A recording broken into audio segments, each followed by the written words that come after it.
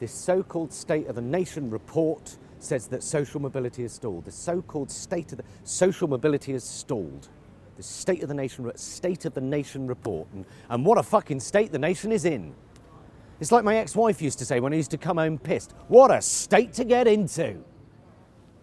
Social mobility has stalled. Social mobility has stalled. That's basically a posh way of saying the rich are getting richer and the poor are getting poorer. Right? It's the opportunities for a poor person to become less poor are about the same as when we were sending kids up chimneys. David Cameron set up the Social Mobility Commission in 2010. He set up the social in 2010. A few years later, fresh from the palace and looking like someone had shoved an ironing board up her arse, Theresa May stood outside number 10 and promised the nation that she would do everything in her power to tackle the burning injustices facing the country.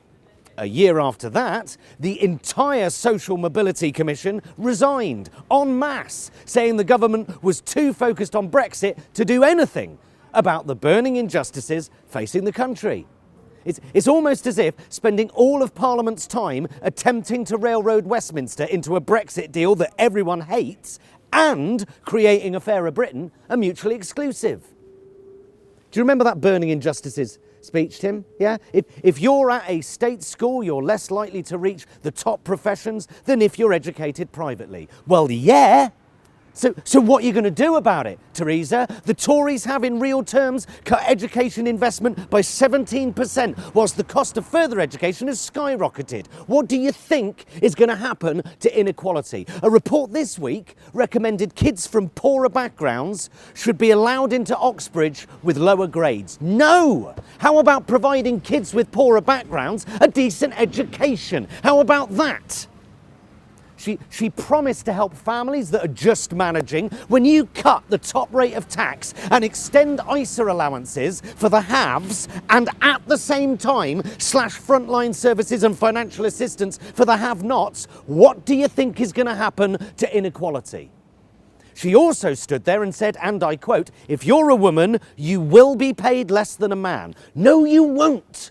But if you do want to do something about the gender pay gap, which, as we all know, is actually an average lifetime earnings gap, then sort out state-funded childcare, one of the 3 recommendations of this State of the Nation report. If you're not willing to sort out state-funded childcare, then shut the fuck up about the gender pay gap, which, as we all know, is actually an average lifetime earnings gap. This gender pay bullshit masks the real problem. It's another example of how continually measuring equality through the prism of identity politics achieves fuck all.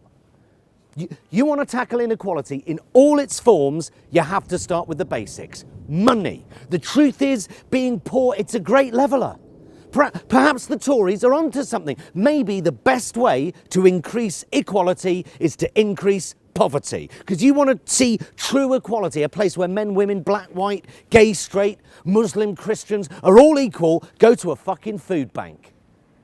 Doesn't matter if you're a Caucasian father of 2 or a BAME gender fluid Mormon. Under this government, if you're poor, you're fucked. Everybody's equal. Yep. Shit my pants every time. Thanks, Susan. Yes, this so-called State of the Nation report says that social mobility has stalled. David Cameron set up the Social Mobility Commission in 2010, but